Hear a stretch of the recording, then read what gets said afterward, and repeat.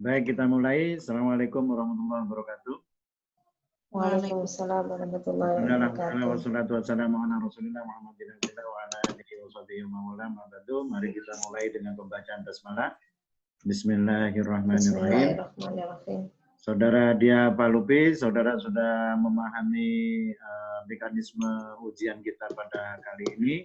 Saya persilakan saudara untuk presentasikan maksimal 5 menit seperti yang disepakati. Saya persilakan. Assalamualaikum warahmatullahi wabarakatuh.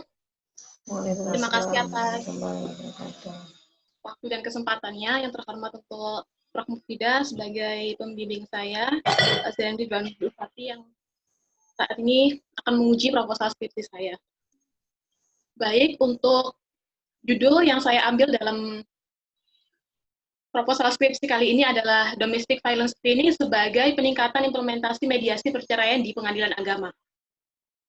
Berangkat dari jumlah kasus kekerasan dalam rumah tangga kekerasan yang ada di Indonesia, berdasarkan catatan Komnas Perempuan tahun 2019, terdapat 29% kekerasan yang terjadi di ranah publik dan 71% itu di ranah domestik atau privat dalam rumah tangga.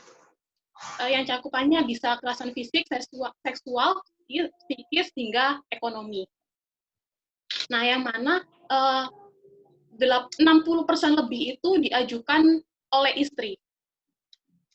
Nah, adanya Undang-Undang Penghapusan Kekerasan dalam Rumah Tangga, Undang-Undang Nomor 23 Tahun 2004, itu terbukanya masalah, sehingga kekerasan itu bukan hanya sebagai problematika privat, tapi merupakan kekerasan itu adalah problematika publik. Selain itu, ratifikasi dari CEDAW diratifikasi menjadi Undang-Undang Nomor 7 Tahun 84 itu adalah sebuah transisi yang bermanfaat bagi penghapusan kekerasan khususnya bagi perempuan. Nah, kekerasan dalam rumah tangga yang sudah disebutkan tadi yang lebih banyak diajukan oleh istri itu akan memicu adanya sebuah perceraian. Yang mana apabila korban ataupun pelaku itu adalah pasangan suami istri, itu akan menimbulkan sebuah memicu perceraian. Perceraian sendiri itu kan hanya dilakukan di pengadilan agama dan harus ada mediasi untuk kasus perdata. Tujuan dari mediasi ini adalah menjaga keseimbangan serta menyelesaikan sengketa yang tujuannya adalah rekonsiliasi, begitu. Namun ada suatu problem mendasar yang perlu diketahui bahwa korban KDRT yang lebih banyak perempuan itu lebih banyak tidak mau speak up karena ada beberapa alasan seperti dia itu tidak mau bercerita, malu, takut responnya itu negatif, direndahkan, dan bahkan didominasi oleh pelaku seperti itu. Oleh karena itu, mediator yang menangani kasus KDRT ini juga harus bertanggung jawab penuh agar tidak ada relasi kuasa ketika mediasi sedang berlangsung. Sehingga saya menyarankan adanya domestic violence screening atau yang selanjutnya disebut sebagai screening KDRT. Screening KDRT ini untuk mengidentifikasi kekerasan yang dialami oleh korban itu secara spesifik dan mendalam. Memang pengadilan agama itu tidak berwenang untuk mengadili tindak pidana, tetapi dengan adanya screening KDRT ini nantinya bisa menggali dan memeriksa potensi adanya KDRT. Sehingga rumusan masalah yang saya ambil ini bagaimana mekanisme screening KDRT dalam mediasi perceraian seperti itu. Manfaat adanya penelitian ini secara teoritis memahami screening KDRT dalam perceraian dan wacana penerapan screening KDRT ini dalam mediasi. Secara praktisnya memiliki manfaat, nanti bisa dimanfaatkan lebih oleh peneliti lainnya, bisa dikembangkan lebih mendalam lagi, dan ini merupakan kontribusi pemikiran screening KDRT di mediasi. Setelah itu bisa menjadi rekomendasi bagi mediator ketika melakukan mediasi. Selanjutnya, melihat problematika itu masih belum ada penelitian-penelitian yang melakukan hal ini. lebih banyak yang saya ketahui itu lebih mengenai implementasi mediasi, efektivitas mediasi seperti itu, sehingga memberikan mengenai screening KDRT ini implementasinya, efektivitasnya itu akan lebih jelas seperti itu. Teori yang digunakan, saya secara garis besar mengenai perceraian, KDRT, dan mediasi dari Yai Fakih, Prof. Musda, Prof. Mufida, Amin Suma, dan yang lainnya. Untuk mengenai metode penelitian ini, pendekatan penelitian, saya menggunakan metode kualitatif, yakni deskriptif, mendeskripsikan screening KDRT dalam mediasi perceraian itu sendiri. Jenis penelitiannya mengenai hukum normatif, menggunakan library research, teknik pengumpulan data, bahan hukumnya, primer, sekunder, dan tersier. Primer dari perundang-undangan, sekunder buku, bisa jadi jurnal, makalah, dan sebagainya. Tersiernya saya menggunakan KBBI dan Kamus Hukum. Dan untuk sistematika penulisannya, di bab 1, latar belakang, rumusan masalah, tujuan, manfaat, definisi operasional, metode penelitian, ada penelitian terdahulu, dan sistematika penulisan. Di bab 2, mengenai tinjauan pustaka, mengenai teori dan kajian, mengenai perceraian, KDRT, maupun mediasi. Dan di bab 3, mengenai hasil dan pembahasan, yakni urgensi screening itu sendiri, mekanisme, skenario bagaimana, terus hingga instrumen yang akan digunakan untuk screening KDRT. Dan di bab 4, kesimpulan dan saran yang merujuk pada rumusan masalah yang sudah saya buat di awal. Mungkin itu saja secara garis besar mengenai proposal penelitian yang saya kerjakan. Terima kasih. Wassalamualaikum warahmatullahi wabarakatuh. Baik, waalaikumsalam warahmatullahi wabarakatuh. Waalaikumsalam warahmatullahi wabarakatuh. Close ya, share screen-nya. Ampun. Baik, Ada fotonya siapa? Edisi Litongan. Iya, edisi sudah ngopi tuh Bu. Silakan Bu Ifati. Pak Fauzan dulu aja ngasih masukannya. Pak Fauzan dulu. Saya dulu. Nah, Oke. Saya ada beberapa hasil penelitian, Mbak. Ini saya ingin menunjukkan beberapa saja kepada sampean tentang penelitian yang sudah dilakukan oleh beberapa ahli ya. Yang penelitian ini bagus juga sih untuk bisa sampean jadikan sebagai rujukan ya. Hanya saja saya sebelum share ini, saya ingin memastikan terlebih dahulu yang ingin sampean lakukan sesungguhnya, Mbak. Apa sesungguhnya yang ingin sampean lakukan? Yang pertama, melihat korban kekerasan itu mendapat diskriminasi seperti itu. Mereka tidak bisa speak up ataupun takut untuk berbicara. Bisa jadi karena relasi kuasa itu. Sehingga sebentar. Saya ingin tahu apakah itu asumsi atau hasil penelitian? Dari hasil penelitian itu saya pernah di buku, salah satunya di buku ini, penanganan kasus kekerasan terhadap perempuan, di sebuah Polres, untuk korban itu melapor, itu persentasenya sangat sedikit daripada korban itu menyelesaikan masalahnya secara non-litigasi, bukan secara litigasi, seperti itu. Lalu kesimpulan sampean seperti yang saya katakan tadi, karena ada relasi kuasa sehingga mengakibatkan perempuan tidak mau speak up, begitu? Baik, itu yang melatar belakangi sampai ingin melakukan penelitian ini? Iya. Lalu sampai ingin apakan itu?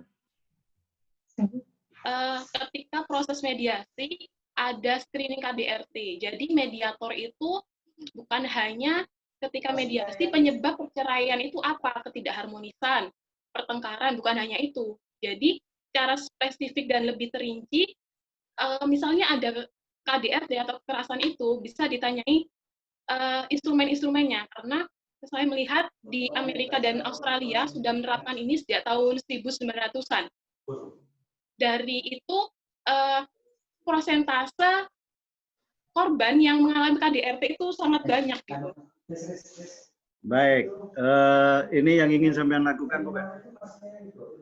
Screening pasien kekerasan pada rumah tangga pada setting rumah sakit oleh tenaga medis. Ini salah satu di antara ya. Bagaimana screening pasien kekerasan pada ini yang dilakukan di rumah sakit? Apakah screening yang sampean inginkan itu adalah screening medis atau screening sosiologis atau screening psikologis?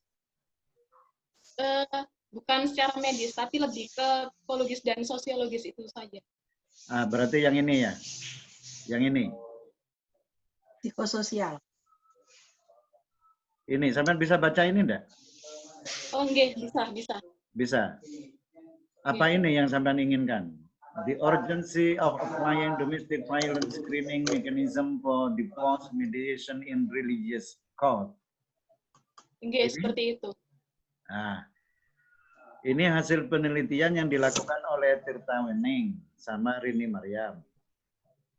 Bidang studi yang dianukan oleh mereka itu adalah bidang studi hukum. Saya tidak melihat ini, entah itu memang sengaja tidak disampaikan di dalam kajian literatur sampean, padahal sampean ingin melakukan screening di sini, di pengadilan agama atau di mana? Sampean yang ingin lakukan screening, kalau yang di latar belakangnya tadi itu, di latar belakangnya kan polisi itu, di kepolisian. Sampean di mana? Mediasi di pengadilan agama? Good. Pengadilan agama.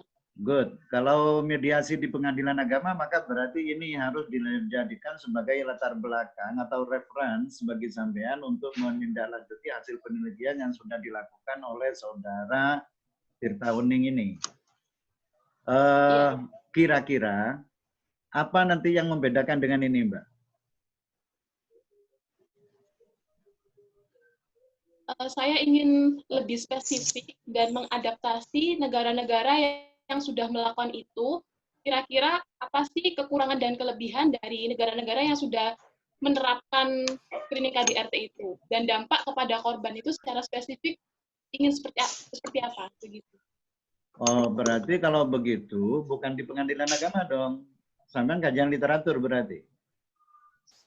Iya, maksudnya ya kajian literatur yang nanti wacananya bisa diterapkan di pengadilan agama.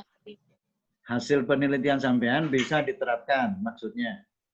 Oke, wacananya bisa seperti itu. Ya, kalau mereka mau menggunakan, kan belum tentu. Itu tulisannya Prof. Mufidah itu banyak, tapi belum banyak digunakan oleh para ahli di mediator di pengadilan agama. Yang ingin saya tegaskan adalah sampean harus bisa mempertegas tentang apa yang ingin sampean lakukan terlebih dahulu, lalu sampean memastikan apa sesungguhnya yang ingin sampean kaji. Beberapa literatur berkaitan dengan screening violence ini yang dilakukan di dalam mediasi in religious code itu sesungguhnya cukup banyak. Saya hanya ingin menunjukkan beberapa saja, termasuk ini diantaranya, ini perspektif negara, budaya, dan agama. Kemudian ini adalah kekerasan dalam rumah tangga, analisis gen respiratory serotonin yang dianukan di Bali. Beberapa penelitian yang berkaitan dengan screening itu mau tidak mau harus sampean tampilkan, dan yang menjadi pembeda sesungguhnya nanti hasil dari penelitian sampean ini pada sisi apanya kira-kira ya?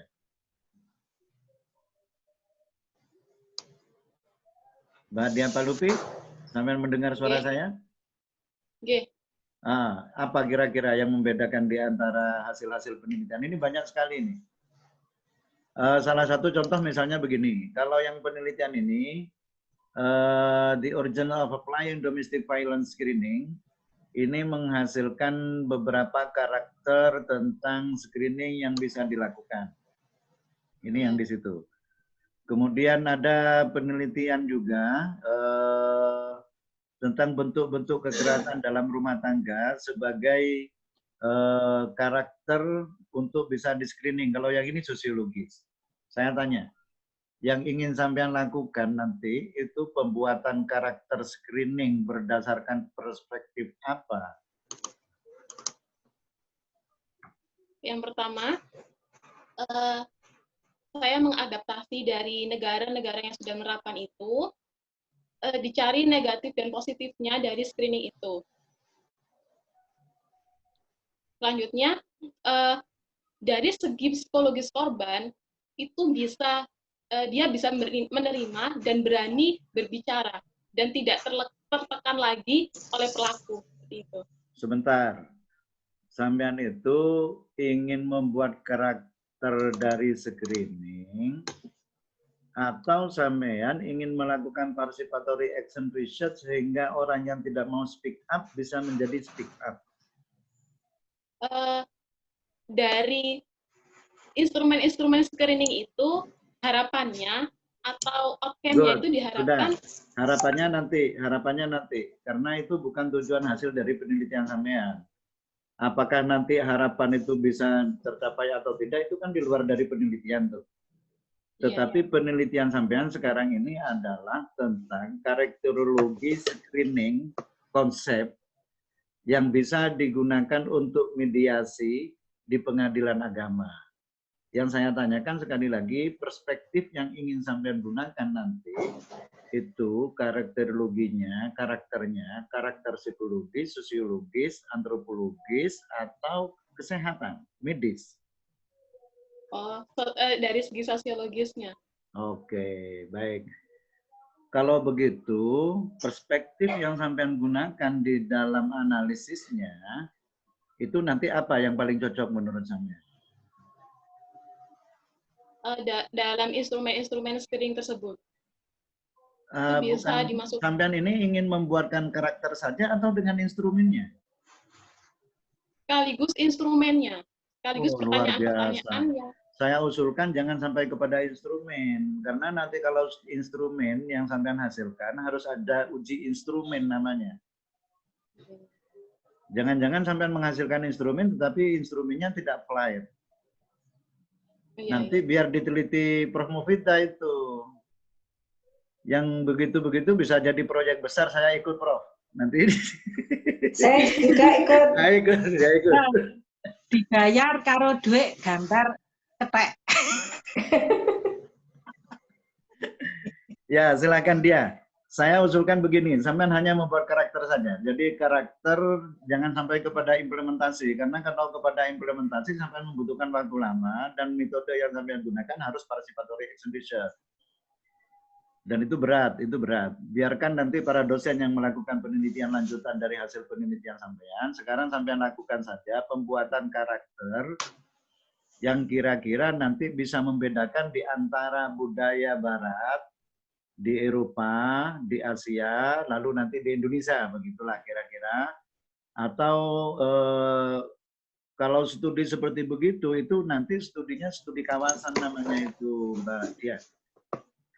Kalau studi kawasan dan sampean menggunakan sosial, itu berat. Berat. Kenapa enggak Indonesia aja maksud saya?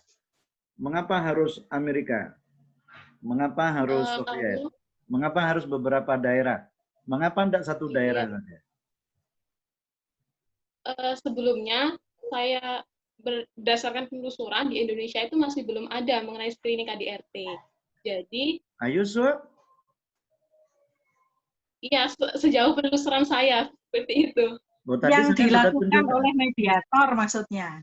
Iya, yang dilakukan oleh mediator masih belum benar ada. Ya. Kamu harus berpegang pada judul loh, jangan kemana-mana loh dengan rumusan masalah. Lawang judulnya aja domestic violence screening sebagai peningkatan implementasi mediasi perceraian di pengadilan agama. Kan gitu. Ya, kalau itu nanti kepada instrumen, Prof. Umi, itu kan harus ada uji instrumen. Ya enggak perlulah Kak pakai instrumen. Nah, Karena maksud hanya saya itu. Jadi jangan sampai mendeskripsikan kepada aja. uji instrumen, nanti terlalu Tidak. bagus. Itu tesis itu. Itu Karakternya LSM. saja. Iya, iya.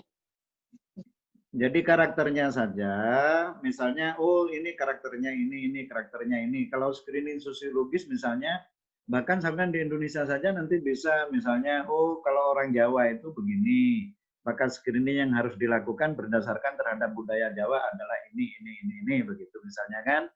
Orang Madura kan agak beda tuh dengan orang Jawa. Nah kalau orang Madura kira-kira screening yang bisa dilakukan untuk violence seperti begini ini, screening apa begitu. Indonesia saja, tetapi nanti agak dilengkapi minimal tiga daerah lah, Jawa, Madura, sama mana begitu nanti. Yang itu jangan sampai kepada instrumennya nanti aja.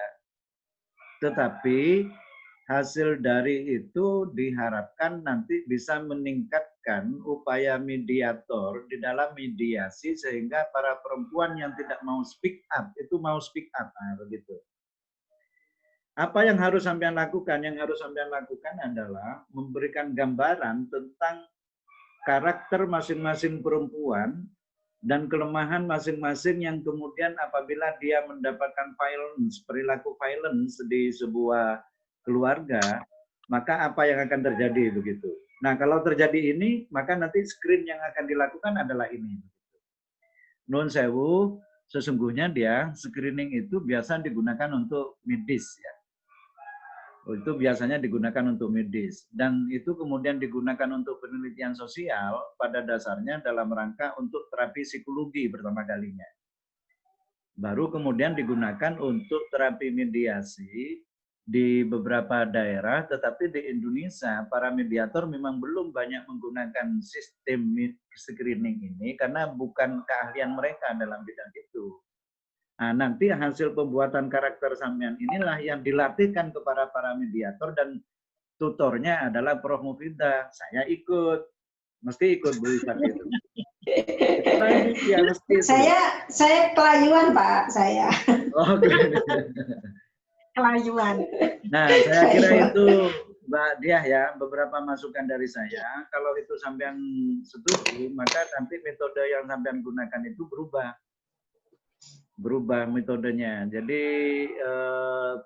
sama dengan usulannya Prof. Mufidah yang tadi itu, sosioantropologis. Itu lebih menarik.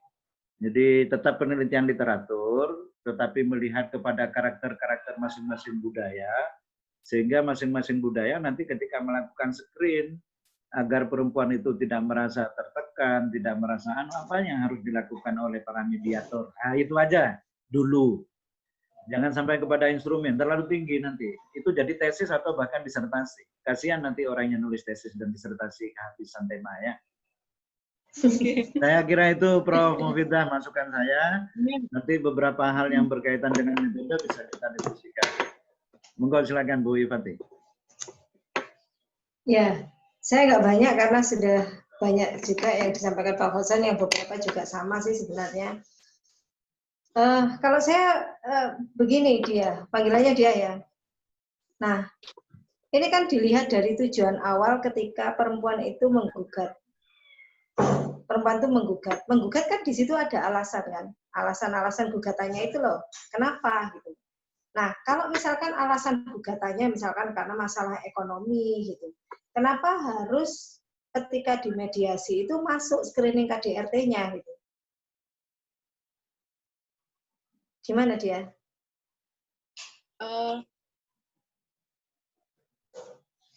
Mungkin bisa ada beberapa tahapan untuk menuju screening.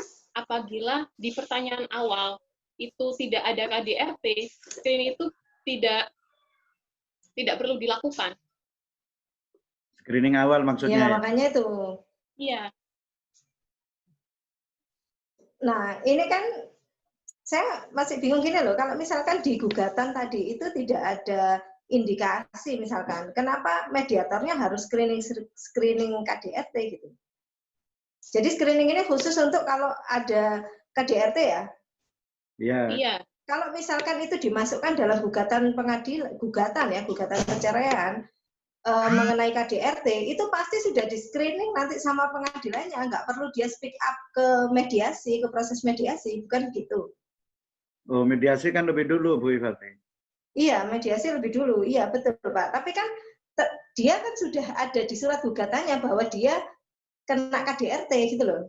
Tapi kalau dia nggak mau mengungkapkan KDRT, kenapa di proses mediasinya harus ada screening KDRT?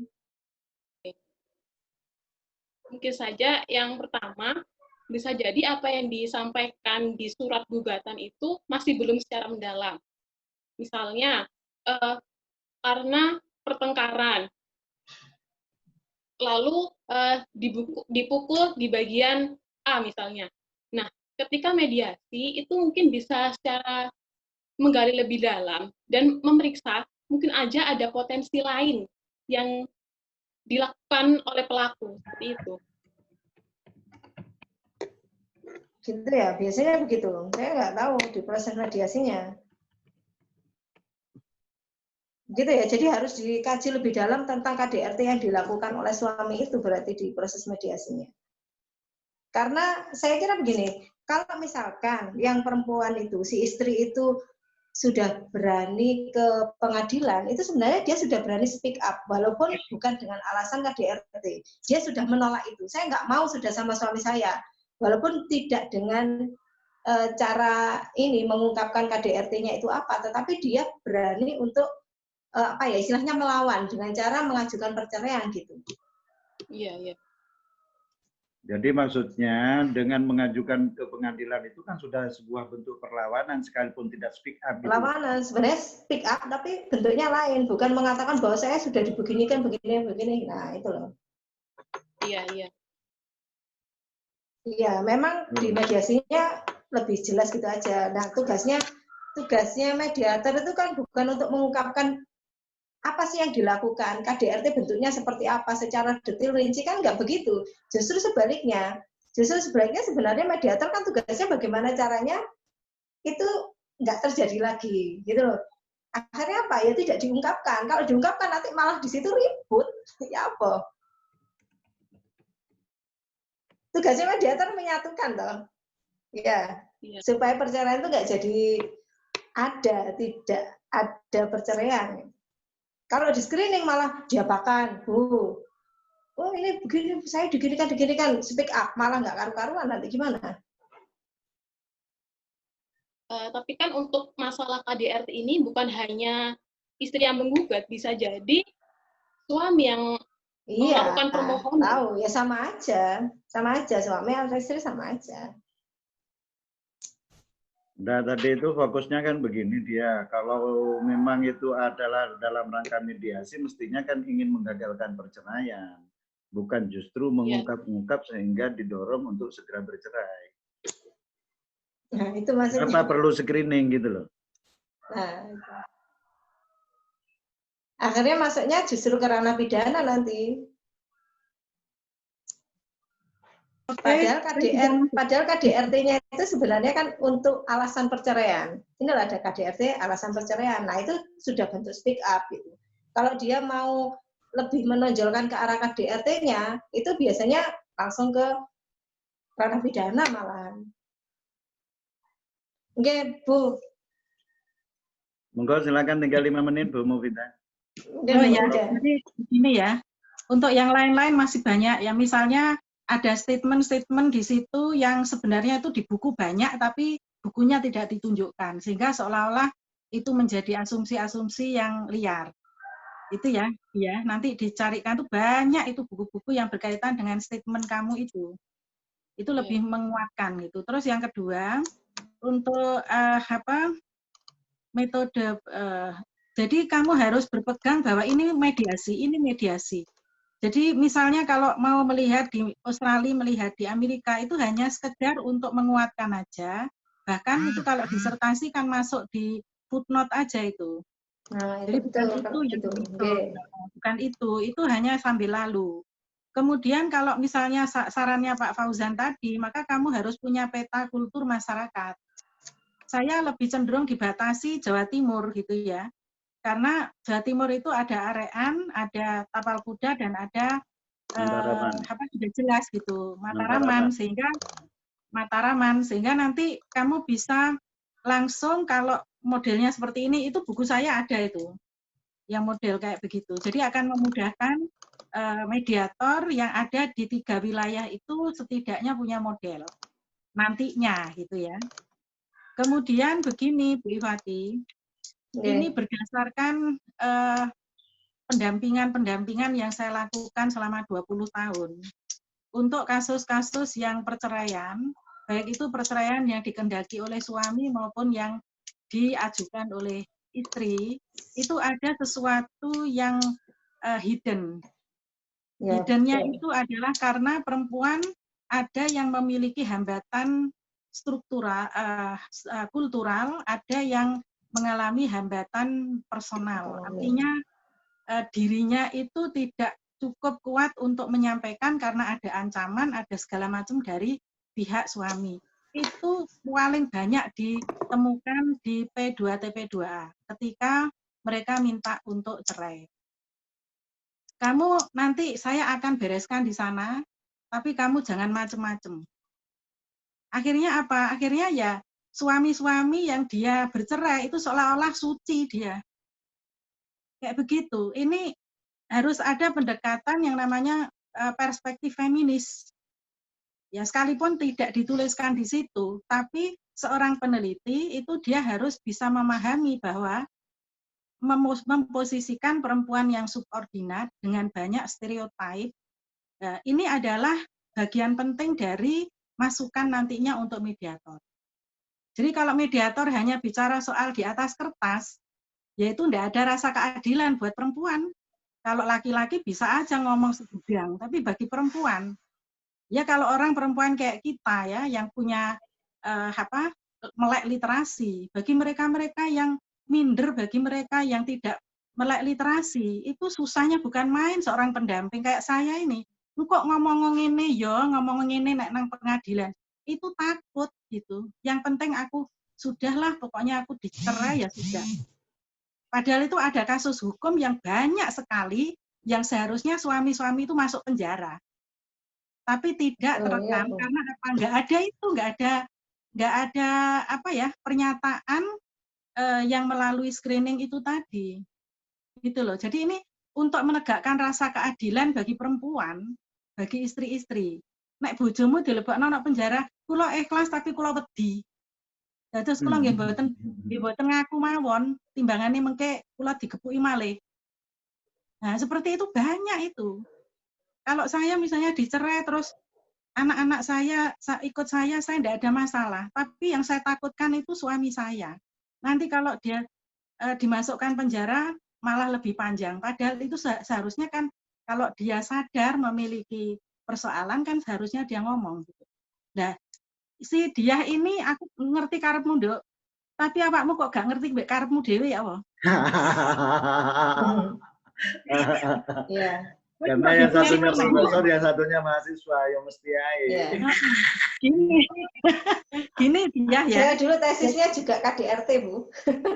Iya. Tesis saya dulu juga KDRT. Ya. Kenapa KDRT itu sekarang bukan delik aduan gitu. Jadi delik biasa. Sebenarnya siapapun walaupun bukan korban sebenarnya bisa mengadukan gitu. Untuk kasus KDRT-nya sendiri. Tapi untuk perceraiannya tetap kembali kamu diperlakukan begini gimana? Cerai apa enggak? Mau atau enggak gitu. Tapi kalau untuk jenis-jeliknya sekarang memang jadi delik biasa. Siapapun bisa melaporkan loh. Itu kok senangannya gepuki bojone kan tak laporno polisi loh. Nah, itu bisa, Bu. Itu yang waktunya tinggal 2 menit. Ya, sekarang begini. KDRT itu tidak semuanya bisa dilihat orang. Kalau itu KDRT, karena jadi ranah privat, kekerasan seksual itu yang tahu ya perempuan sendiri dan itu dianggap tabu. Lah kalau begini namanya di mana ada demokrasi dalam hukum ya melindungi semua orang gitu. Itu yang pertama. Terus yang kedua, itu kita harus menggunakan teori bahwa ini ada perempuan itu posisinya subordinat, marginal. dia adalah ada stereotype dan sebagainya. Itu baru itu dia tidak menjelaskan di sini. Mestinya itu harus dijelaskan di latar belakang. Sehingga itu yang menjadi mengapa screening ini menjadi penting gitu. Dan screening ini hanya sifatnya kamu mengkaji untuk agar hasilnya itu nanti bisa dimanfaatkan untuk mediator. Bukan kita sedang untuk mediasi. Bukan yang ini adalah harus diterapkan oleh mediator, tidak. Tapi hanya sampai pada ini loh, ada kajian, ya rekomendasinya adalah silakan untuk ditindaklanjuti,